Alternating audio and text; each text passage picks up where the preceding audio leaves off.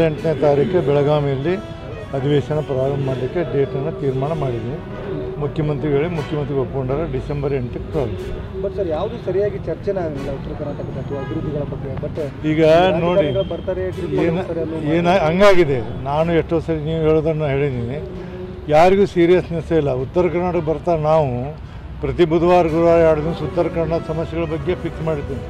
ಅದನ್ನು ಬಿಟ್ಟು ಮಾತಾಡ್ತಾರೆ, ಆ ಕಡೆಯವ್ರು ಮಾತಾಡ್ತಾರೆ, ಈ ಕಡೆಯವ್ರು ಮಾತಾಡೋದಿಲ್ಲ. ನಿಮಗೆ ಹೇಳ್ತೀನಿ, ದಕ್ಷಿಣ ಕರ್ನಾಟಕದವರು ಬೇರೆ ಮಾತಾಡ್ತಾರೆ ಉತ್ತರ ಸಮಸ್ಯೆ, ಬಟ್ ಇವರೇ ಮಾತಾಡೋದಿಲ್ಲ.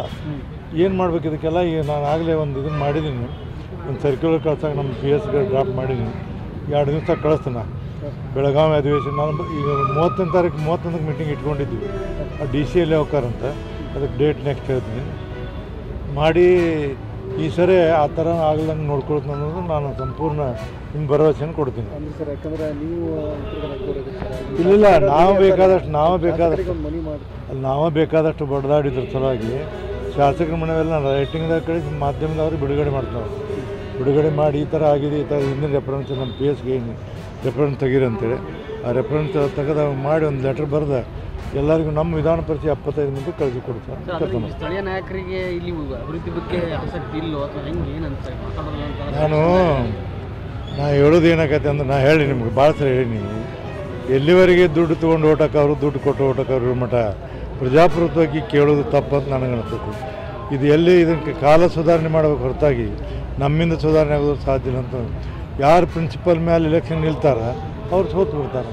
ಹಿಂಗೆ ಬಂದುಬಿಟ್ಟಿದೆ ಕಾಲ, ಏನು ಮಾಡೋಕ್ಕಾಗ್ತದೆ ಹೇಳಿ. ಕ್ವಶನ್ ಮಾಡೋದಕ್ಕೂ ಅದಕ್ಕೆ ಏನು ಡಿಫ್ರೆನ್ಸ್? ಗೆದ್ದು ಹೋದವರು ಕೆಲವೊಂದು ಮಾತು ಅಲ್ಲಿ ಎದಕ್ಕೆ ನಾವು ಆರಾಮದೀವಿ, ನಮ್ಗೆ ಎದಕ್ಕೆ ಬೇಕಂತಾರೆ ಅವರು. ಈಗ ನಮ್ಮಲ್ಲಿ ಎಷ್ಟೋ ಸರಿ ಕ್ವಶನ್ ಕೇಳಿದವರು 1 ನಿಮಿಷ ನಿಲ್ಲದ ಓಡಿ ಹೋಗ್ಬಿಡ್ತಾರೆ. ಅದಕ್ಕೆ ನಾ ಏನು ಮಾಡೋಕತ್ತೀನಿ, ಕ್ವಶನ್ಗಳೆಲ್ಲ ಅಂಥವ್ರು ನೋಡಿ ಮಾರ್ಕ್ ಮಾಡಿ ಕೊನೆಗೆ ಕೇಳಿಸಾಕತ್ತೀನಿ ಲಾಸ್ಟಿಗೆ.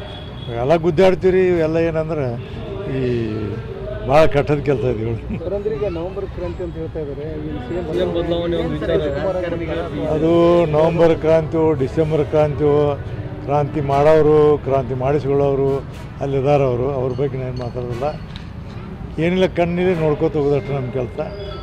ರಾಜಕಾರಣ ನಾನು ಮಾತಾಡಿನ ಸಭಾಪತಿ ಆಗಿದ್ದರಿಂದ ಇದು ಏನಂದ್ರೆ ಯಾಕೋ ಒಟ್ಟು ನನಗೂ ಸರಿ ಅನಿಸೋದು. ದಿನನಿತ್ಯ ಮಾಧ್ಯಮದಲ್ಲಿ ಅದೇ ಆಗೋದ್ರಿಂದ ಗುರುತರವಾದಂಥ ಸಮಸ್ಯೆಗಳು, ಭಾಳ ದೊಡ್ಡದಾದ ಸಮಸ್ಯೆಗಳನ್ನು ಬಿಟ್ಟು ಇವತ್ತು ರಾಜಕಾರಣ ಬರೀ ಮುಖ್ಯ ಉದ್ಯೋಗ ಆಗೈತೆ ಅಂದ್ರೆ ನನಗೂ ಬೇಸರ ಅನಿಸ್ತೈತಿ. ನನ್ನ ವಿನಂತಿ ಏನಂದ್ರೆ, ಯಾರೇ ಇರಲಿ ಇದನ್ನು ಇದನ್ನು ವಿನಾಕಾರಣ ಚರ್ಚೆಯನ್ನು ಮಾಡಬಾರ್ದು ಅಂತೇಳಿ ನನ್ನ ಒಂದು ಮನವಿ.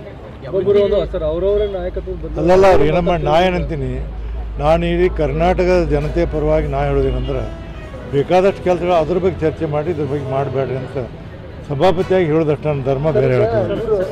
ಪ್ರತಾಪ್ ಸಿಂಹ ಮತ್ತು ಪ್ರದೀಪ್ ಈಶ್ವರ್ ತಂದೆ ತಾಯಿ ಮತ್ತು ನಿಮಗೆ ಹೇಳ್ತೀನಿ, ಮನುಷ್ಯತ್ವದ ಇದ್ದವ್ರು ಇಂಥ ಮಾತಾಡ್ತಾನೆ ಯಾರು ತಿಳ್ಕೊಬೇಕ್ರಿ. ಶಾಸಕರಾದವ್ರನ್ನ ಇನ್ನೊಬ್ಬರಿಗೆ ಮಾದರಿಯಾಗಿರಬೇಕು.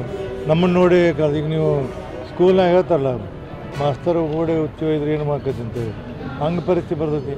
ಶಾಸಕರಾದಂಥವ್ರು ಏನೋ ಆಗಿರ್ತಾರೆ, ಆಕಸ್ಮಿಕವಾಗಿರ್ತಾರೆ. ಆದಾಗ ಸಮಾಜದಲ್ಲಿ ಒಳ್ಳೆ ಕೆಲಸ ಮಾಡಬೇಕನ್ನುವಂಥ ಕನಿಷ್ಠ ಸೌಜನ್ಯ ಅವ್ರಿಗಿಲ್ಲ ಅಂದ್ರೆ ಅದ್ರ ಬಗ್ಗೆ ನಾನು ಬೇಸಾಕೈತೆ. ಸರ್ ಮಿಷನ್ ವಿದ್ಯಾಕಾಶಿ ಎಲ್ಲ ಮಾಡಿದ್ರು, ಧಾರವಾಡ ಡಿಸ್ಟ್ರಿಕ್ಟ್ SSLC ಒಳಗೆ ಇದಾಗ್ತಾ ಇಲ್ಲ. ಎಜುಕೇಷನ್ ಶಿಕ್ಷಣ ಕಾಶಿ ಅಂತಿತ್ತು ಸರ್, ಈಗ ಅದು ಇನ್ನೂ ಮಾತಾಡ್ತೀನಿ.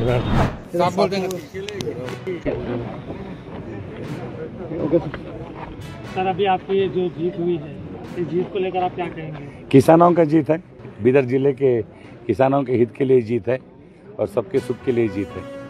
और क्या क्या वर्क करते आगे आने वाले दिनों में वो देख सकते हैं, जैसे गुरुपादप्पा नागमारपल्ली जी ने किए उसी तरह से उमाकांत नागमारपल्ली जी ने किए थे, उसी तरह से अच्छे काम करते जाएंगे। आपके जो अंकल थे उनके लिए आप क्या मैसेज देंगे? बहुत बहुत धन्यवाद। पहले भी हमारे साथ थे, अभी भी है। हम पहले भी हमारे पिताजी और भाई साहब उनके साथ थे, हम सब अभी भी उनके साथ हैं, आगे भी रहेंगे। सर आसन जीत चालू हुई सर, दीपावली से बीच आपका जीत जो चालू हुआ सर, इसके बारे में क्या कहेंगे सर? हाँ, ये चुनाव में मेरी पहली जीत है। सबको बहुत बहुत धन्यवाद। आगे आने वाले दिनों में पार्टी को MLA MP भी बनाना चाहती है, MLA MP भी बनाना चाहती है आगे आने वाले दिनों में? हम पूरे डायरेक्टर्स को, हमारे सब मेंबर्स को और शेयरदार्स को, सब वोटर्स को बहुत बहुत धन्यवाद कहना चाहते हैं। ये जो काम की ऐसा तब्दीली नहीं है, आप अब यहाँ पर बनकर आए हैं, आपको एक उम्मीद से किसानों ने जिताया है, तो आप इसमें क्या बदलाव करेंगे? हमारे पूरे डायरेक्टर्स हम लोग सब मिलके अच्छा काम करेंगे। पढ़ा था